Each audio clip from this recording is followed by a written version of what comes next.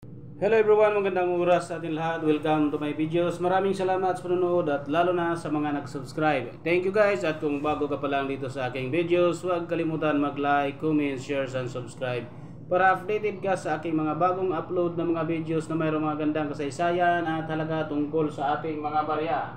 Guys, ito yung Hong Kong dollars na $2. Mayroong taon na 1984 at saka 1995. So guys, bago tayo magpunta guys doon sa ating selling online guys, tapusin muna natin ang kanyang features dahil napaka-importante rin guys na malaman din natin ang tungkol dito sa baryang ito guys ng Hong Kong, China. Ito yung features na guys, ang issuer Hong Kong, China. May Queen Elizabeth II from 1952 hanggang 1997. Ito ay tinatawag na Special Administrative Region. 1997 ang kanyang date. Yan ang kanyang period. So ang kanyang type naman ay standard circulation coin. May taon siya na 1993 hanggang 2019. Sa Pilipinas guys, nagkakalaga lang ito ng 15 pesos. At dollar naman ang kanyang currency.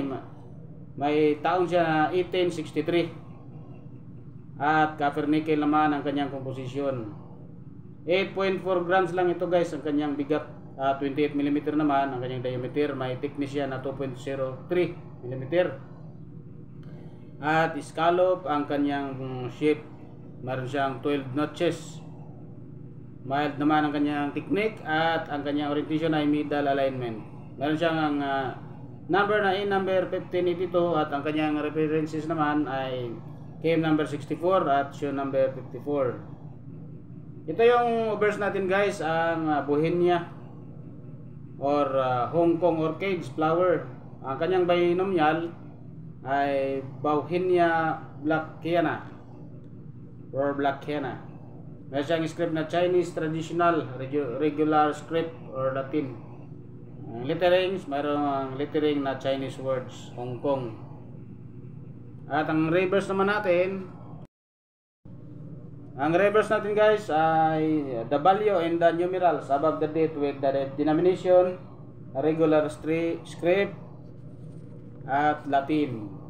Mayroon siyang lettering na Chinese word, $2, 1994 at saka 1995. $2. Translation, $2. Engraver to guys ay si Joseph Yam. Mayroon siyang edge na flame. Ang mint man ay Royal Mint, Land Treason, United Kingdom, 1968 ang kanyang date. Mayroong comments dito guys. This coin was initially struck under the reign of Elizabeth II and continues to be struck since the handover of Hong Kong to People's of Republic of China in 1997 as the Special Administrative Region or SAR, same as in Macau.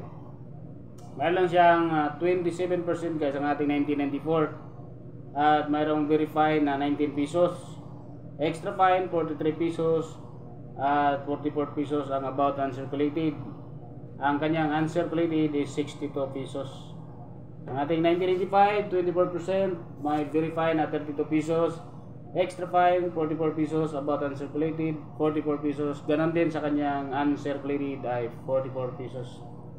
Dito naman tayo guys sa ating selling online guys sa eBay dahil nakadisplay ito ng 13.36 US dollar. Umabot ng 788.24 pesos guys sa Pilipinas. So, medyo malaki-laki na rin kapag mayroon tayong maraming ganito guys at nakadisplay doon sa ating mga selling online sa Lazada, eBay at sa Carousel.